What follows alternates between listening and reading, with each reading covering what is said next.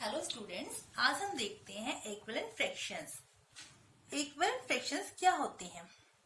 जब टू या टू से ज्यादा फ्रैक्शन जिनकी वैल्यू सेम होती है या फिर वो सेम पार्ट को ही रिप्रेजेंट करते हैं तो हम उनको इक्विवेलेंट फ्रैक्शंस कहते हैं।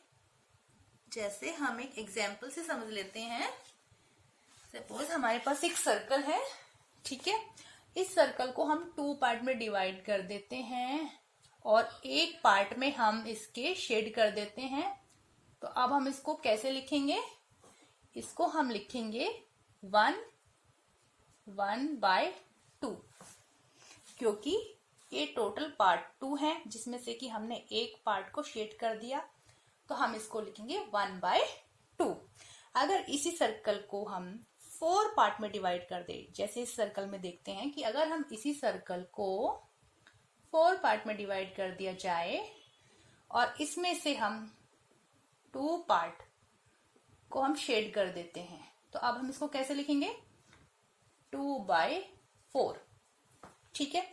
अब हम देखते हैं कि दोनों सर्कल सेम हैं और जो शेडेड पार्ट है वो भी सेम है, मतलब जितने पार्ट में यहां शेड किया हुआ है उतने ही पार्ट में यहां शेड किया है। बस फर्क इतना है कि इस सर्कल में हमने एक पार्ट को शेड किया है, लेकिन इस सर्कल में हमने 2 पार्ट को शेड किया है और टोटल पार्ट हमने किए थे 4। तो यानी कि हम इसे कैसे लिखेंगे? 2/4, ठीक है।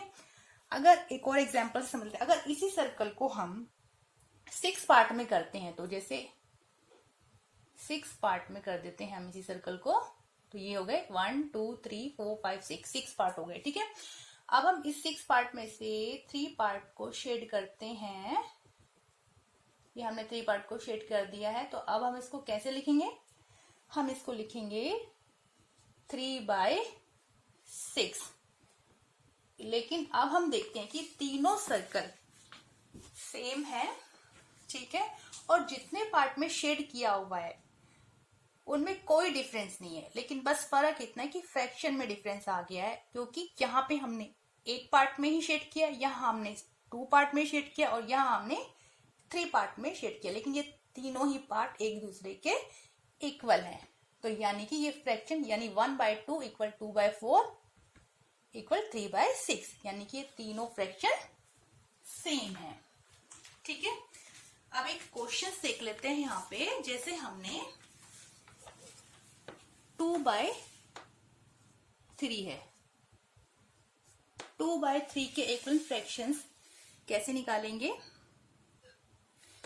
तो हम इसके 3 फ्रैक्शंस निकालते हैं इक्विवेलेंट। 2/3 को हम 2 से मल्टीप्लाई करके देखते हैं। 2 से ऊपर करेंगे तो नीचे भी 2 से ही करेंगे। 2 2 जा 4 एंड 3 2 जा 6। तो 2/3 का इक्विवेलेंट फ्रैक्शंस हो गया एक 4/6।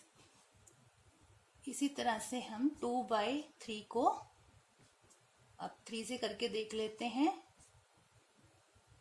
ऊपर 3 है तो नीचे भी 3 आएगा, तो हम कर लेते हैं 2 3 जा 6 एंड 3 3 जा 9, यानी कि 2/3 का इक्विवेलेंट फ्रैक्शंस एक और हो गया 6/9। अब इसी तरह से हम 2/3 को 4 से करते हैं, तो 2 4 जा 8 एंड 4 3 जा 12, यानी कि हमारे पास आ गया है 4/6, 6/9 एंड 8/12। ये तीनों ही 2/3 के इक्विवेलेंट फ्रैक्शंस हैं, ठीक है। अगर ऊपर हम 2 से कर रहे हैं तो नीचे भी 2 से करेंगे, 3 से कर रहे हैं तो नीचे भी 3 से करेंगे, और अगर 4 से कर रहे हैं तो नीचे भी 4 से करेंगे। तो इस तरह से हम 2/3 के इक्विवेलेंट फ्रैक्शंस निकाल लेंगे, ठीक है। तो स्टूडेंट्स, आई होप ये वीडियो आपको अच्छा लगा होगा। अगर अच्छा लगा होगा तो प्लीज इसको लाइक कीजिए, शेयर कीजिए एंड सब्सक्राइब कीजिए। Thank you.